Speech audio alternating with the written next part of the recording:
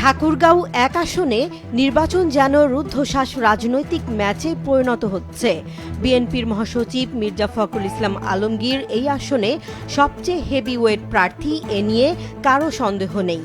কিন্তু এবার তার সামনে দাঁড়িয়েছে এক নতুন চ্যালেঞ্জ, জামাতের প্রার্থী দেলোয়ার হোসেন। আল্লাহ দিনের জন্য কাজ করতে চাই, মানবতার জন্য কাজ করতে চাই, মানুষের জন্য কাজ করতে চাই, সমাজ রাষ্ট্রের কল্যাণমূলক কাজ করতে চাই। গত 6 মাস আগেও যেখানে জামাত শিবিরের প্রভাব খুঁজে পাওয়া দুষ্কর ছিল, এখন সেই দল হঠাৎই দেখিয়েছে সংগঠনের শক্তি। মাত্র কয়েকদিন আগে 3 কিলোমিটার দীর্ঘ মিছিল করে দেখিয়েছে শক্তি। অনেকে বলছেন বিএনপিও এত বড় জনসমাবেশ করতে পারবে না। এই বিষয়টি এখন মির্জা ফখরুল ইসলাম আলমগীরের জন্য সবচেয়ে বড় ভয় আর উদ্বেগের কারণ হয়ে দাঁড়িয়েছে। আপনারা আমাকে সমর্থন দেন, আপনাদের অঞ্চল থেকে আমি অনেক অনেক ভোট পাই, আমি সেই জন্য আপনাদের কাছে কৃতজ্ঞ।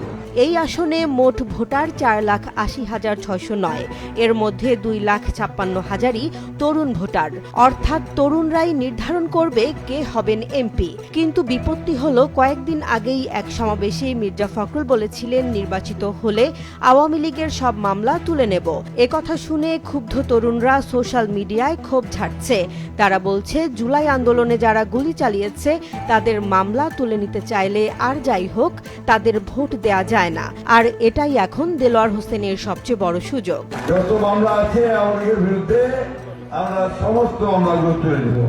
এদিকে এ আসনে হিন্দু ভোটারই 1,19,000-এর বেশি, এক বিশাল ভোট ব্যাংক। জরিপ বলছে এই ভোটের বড় একটি অংশ এবার জামাত প্রার্থী দেলোয়ার হোসেনের দিকে ঝুঁকছে। এর কারণ হলো 2008 সালে হিন্দু ভোট না পাওয়ার কারণেই হেরেছিলেন মির্জা ফখরুল ইসলাম আলমগীর। এখন তিনি হিন্দু সম্প্রদায়কে কাছে টানার চেষ্টা করছেন, কিন্তু অনেকেই বলছেন অতীত ভুলে যাওয়া যায় না।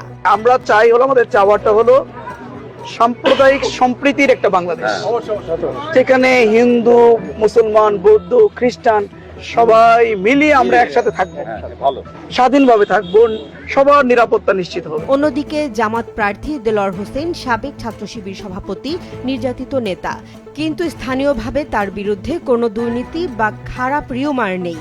একথাই দ্রুত ছড়াচ্ছে গ্রাম থেকে সোশ্যাল মিডিয়া পর্যন্ত। আমরা দুইজনের প্রতিদ্বন্দ্বী হব, আমরা প্রতিযোগী হিসেবে এই নির্বাচনে অংশগ্রহণ করব। সব মিলিয়ে মাঠের রাজনীতি, তরুণ ভোট, হিন্দু ভোট, সব বিশ্লেষণ এখন বলছে দেলোয়ার হোসেন এগিয়ে আছেন। তাহলে আপনার মত কি? ঠাকুরগাঁও এক আসনে আপনি কাকে দেখতে চান, মির্জা ফখরুল ইসলাম আলমগীর নাকি দেলোয়ার হোসেন? কমেন্টে জানাতে পারেন আপনার মতামত।